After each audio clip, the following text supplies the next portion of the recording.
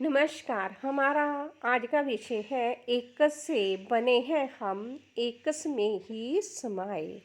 इस विषय के तहत हर किसी को साकार रूप देने वाली सिर्फ कुदरत है, प्रकृति है। और बिना साकार रूप के कोई कुछ कर भी नहीं पाता। हर ऊर्जा तभी कुछ कर पाती है अगर वह साकार रूप में आती है। इसका मतलब सब कुछ कुदरत के हाथ में है। अगर कोई ऊर्जा खुश देने वाले कर्म करती है तो कुदरत खुश होती है और उसे वरदान देती है। और अगर कोई कुदरत को नाराज करने वाले कार्य करता है तो ये कुदरत या प्रकृति नाराज होते हुए उसे सजाएं देती है। जब कोई उस तीसरी आंख को प्राप्त कर लेता है जो ईश्वर और प्रकृति या कादर और कुदरत को देख जाए तो वह ये साफ साफ देख पाता है कि ईश्वर वह सब देते हैं जो व्यक्ति उनसे चाहत रखता है और कुदरत हर उस चाहत के परिणाम वैसे ही देती है जैसे तरीके से लिखे व्यक्ति ने अपनाए होते हैं अपनी मनमर्जी को पूर्ण करने के लिए। ईश्वर तो निराकार स्वरूप होते हैं। वह तो एक तरह की आत्मा है। बेशक वे अजर और अमर हैं, परंतु वह बिना प्रकृति के कुछ कर ही नहीं पाते। और प्रकृति होती है एक तरह का मन जो सब कुछ कर सकता है। वह इतनी शक्तिशाली है कि प्रेम का स्रोत है। व्यक्ति का शरीर वही करता है जो आत्मा या मन कराता है और हृदय की धड़कन सब देख रही होती है। वह सब समय के द्वारा हर सांस बता जाती है कि वह इस समय क्या करके आई है और कैसा करके आई है। सांसों का भी तो जीवन है, चाहे बहुत छोटा है। हर पुरानी सांस जाती है, नई आती है, जो भीतर रह जाती है वह भी एक लंबे समय की कहानी व्यक्ति की लेकर वापस जा रही होती है।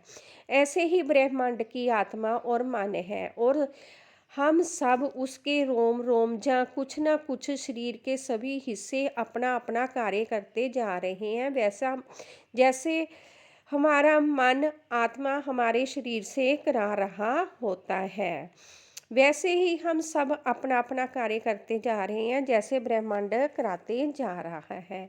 जैसे हमारे शरीर के हिस्से चोटिल होते हैं या कुछ ना काम होने लगते हैं, वैसे ही हम ब्रह्मांड को अगर बिगाड़ जाए तो उसके दर्द का कारण बनते हैं और वह अपनी दवा दारू ढूंढता है और अपना दर्द खत्म करने के लिए कुछ ना कुछ करता है। जैसे हम शाकाहारी हैं, मांसाहारी हैं, वैसे ही ब्रह्मांड है। जैसे हम सब्जी को, फल को जब काटते हैं तो देख पाते हैं कि वह सही है या खराब है, स्वाद अच्छा है या बुरा है, फीका है, बेकार है। वैसे ही ब्रह्मांड हमें जब काटता है तो देख पा रहा होता है, हमारे भावों को परखता है तो वह देख पा रहा होता है कि जो बाहर से खरे दिखाई देते हैं क्या वह असल में भीतर से भी खरे हैं या खोटे। या जो खोटा होगा उसे फेंक दिया जाएगा कूड़ेदान में, फिर उसके साथ क्या होगा उसकी उसे परवाह नहीं होती, क्योंकि उसे खाने के लिए खरा चाहिए था जो उसने इस्तेमाल कर लिया। और जिसकी ऊर्जा से वह कुछ कर्म कर पाया है उस वस्तु ऊर्जा का धन्यवाद तो ब्रह्मांड करता ही है।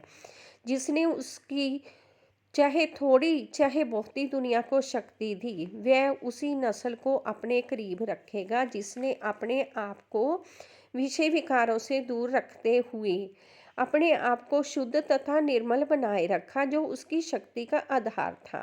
क्योंकि हर आत्मा को अगर जन्म मिलना है तो प्रकृति से मिलना है और प्रकृति कभी भी नहीं चाहती कि उसकी दुनिया का कोई नाश करता ही चला जाए।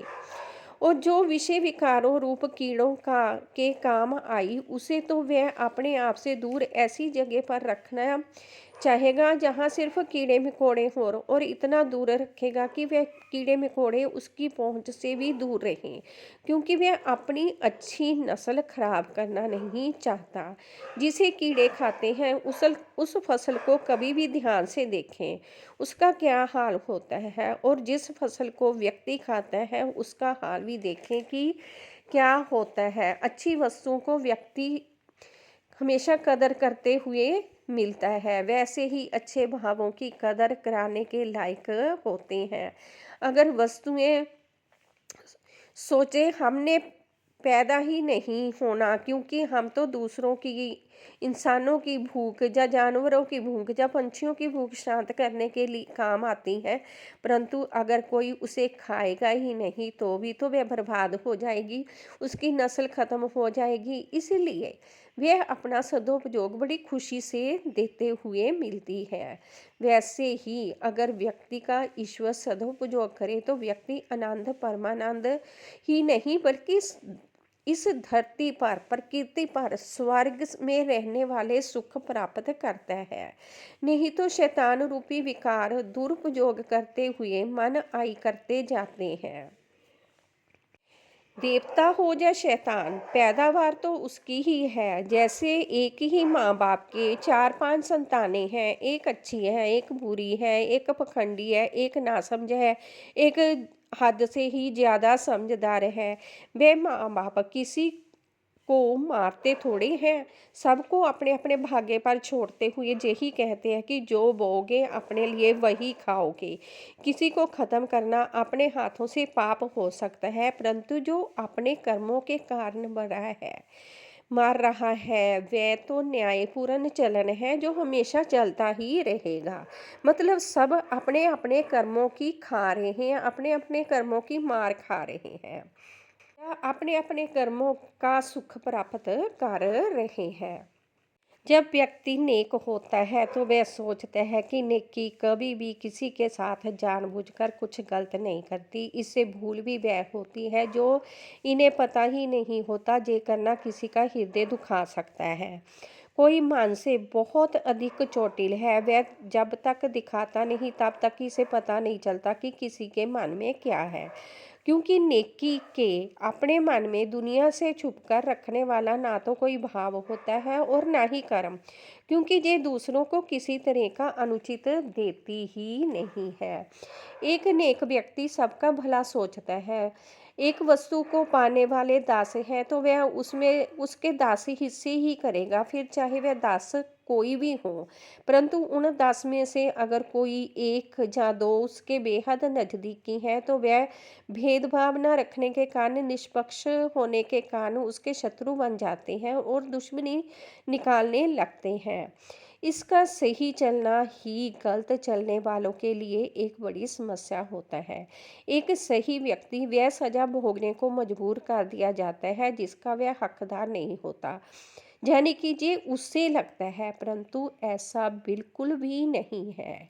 एक नई शुरुआत को छोड़कर बाकी सब ऐसे हैं कि यही व्यक्ति पहले जन्मों में गलत पर गलत सही व्यक्तियों से करता आया होता है, और जब पापों के बोझ को उतारने का मन बनाकर आया होता है तो ये सही और नेक रास्ते पर चल रहा होता है। और अब अगर वह सीधी लाइन पर आया है तो उसे वह सभी कर्मों के भोग भोगने ही पड़ेंगे जो वह पहले गलत होकर करता रहा है। हर गलत कभी ना कभी सही होता है और हर सही कभी ना कभी गलत होता है, एक नई शुरुआत को छोड़कर। हर नेक कभी ना कभी बुरा होता है और हर बुरा कभी ना कभी अच्छा होता है। जब नए जन्म में भूतकाल भूल चुके हैं तो क्या किया जा सकता है? जब वर्तमान में किए जा रहे कर्मों में ये ना देखा जाए कि भविष्य के जन्म में इसका क्या परिणाम मिलेगा, तो किया भी क्या जा सकता है? ना कोई दया का पात्र है इस दुनिया में और ना ही कोई कठोरता का पात्र है। सभी के सभी जो भी प्राप्त कर रहे हैं, जैसा भी प्राप्त कर रहे हैं, अच्छा या बुरा, सभी का सभी उनके कर्मों का ही होता है, क्योंकि सभी एकस से बने हैं और एकस में ही समाने वाले हैं। कुदरत के नियम ना कभी किसी के लिए बदले हैं और ना ही किसी के लिए बदलने वाले हैं, क्योंकि वह किसी को साकार रूप ही एक शर्त पर देती है कि जो व्यक्ति करेगा उसे वही वापस मिलेगा। अगर दुनिया जिद पर आ जाएगी कि वह कुदरत की नहीं मानेगी बल्कि सिर्फ निराकार को मानेगी, तो कुदरत उन्हें जन्म ही देना बंद कर देगी और फिर हर ऊर्जा जन्म लेने के लिए तरसेगी, क्योंकि कुदरत जन्म ही सिर्फ शर्तों के आधार पर देती है और अपने रूल रेगुलेशन को हर किसी को पालन करने के लिए देती है। कोई व्यक्ति अगर दोबारा मनुष्य जीवन चाहता है तो वह उन शर्तों पर ही आता है कि वह उन नियमों का पालन करेगा। इस तरह व्यक्ति जो पहले नासमझ होते हैं, पहले मनमर्जी करते हैं, वही व्यक्ति धीरे धीरे धीरे अगले जितने भी जन्म आते हैं गंभीर पर गंभीर बनते चले जा रहे होते हैं। इसीलिए बाहरी ज्ञान की कभी किसी को कोई ज़रूरत ही नहीं है, क्योंकि असल ज्ञान का खजाना तो हर व्यक्ति के भीतर पड़ा है। ये भीतर का खजाना हर व्यक्ति को महसूस करा देता है कि अगर तुमने जीवन सफल करना है तो कुदरत के सभी नियमों का पालन करते हुए झुक कर चलो। अगर तुमने जीवन में कुछ पाना है, अपना नाम करने योग्य अपनी ऊर्जा का एक नाम और पहचान छोड़नी है, तो तुम्हें कुदरत के आगे, प्रकृति के आगे झुकना ही होगा। धन्यवाद हमारे विचार ध्यान से सुनने के लिए।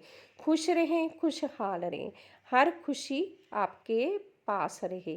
वीडियो अच्छी लगी तो लाइक, कमेंट और शेयर जरूर कीजिए। धन्यवाद।